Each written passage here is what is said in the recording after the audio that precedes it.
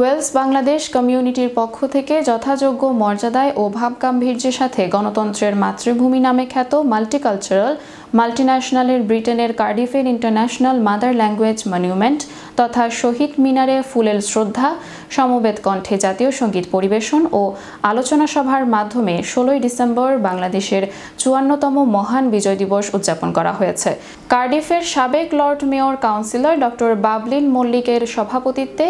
এবং কার্ডিফের শহীদ মিনার কমিটির সেক্রেটারি মোহাম্মদ মকিস মনসুর এর পরিচালনায় অনুষ্ঠিত সভায় মাসুদ আহমেদ, আসাদ মিয়া, আশরাফ হোসেন, মুজিবুর রহমান, ইউসুফ খান জিমি, সেলিম আহমেদ, আবুল কালাম মুমিন, শাহ শাফি কাদির, আব্দুর রউফ তালুকদার, মাহমুদ আলী ও ফয়সল রহমান সহ অন্যান্য নেতৃবৃন্দ বক্তব্য রাখেন। আলোচনার পূর্বে Shaheed Minar trust committee, Wales BNP ও যুবদল, ওয়েলস আওয়ামী লীগ, যুবলীগ ও ছাত্রলীগ,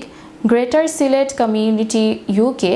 সাউথ ওয়েলস রিজিয়ন ও organisation for the recognition of Bangla as an official language of the United Nations UK South Wales শাখার পক্ষ থেকে শহীদ বেদিতে মহান মুক্তিযুদ্ধের বীরদের প্রতি গভীর শ্রদ্ধা ও ভালোবাসা নিবেদনে একে একে পুষ্পমাল্য অর্পণ করা হয়েছে। আলোচনায় বক্তারা এ দিনটি বাঙালি জাতির বিশাল অর্জন ও গৌরবের উল্লেখ করে বলেন, যাদের কারণে আমরা লাল বৃত্ত সবুজ পতাকা পেয়েছি, প্রবাসের মাটিতে এক একজন রাষ্ট্রদূত হিসেবে আমরা বাংলাদেশের পতাকা বহন করে চলছি,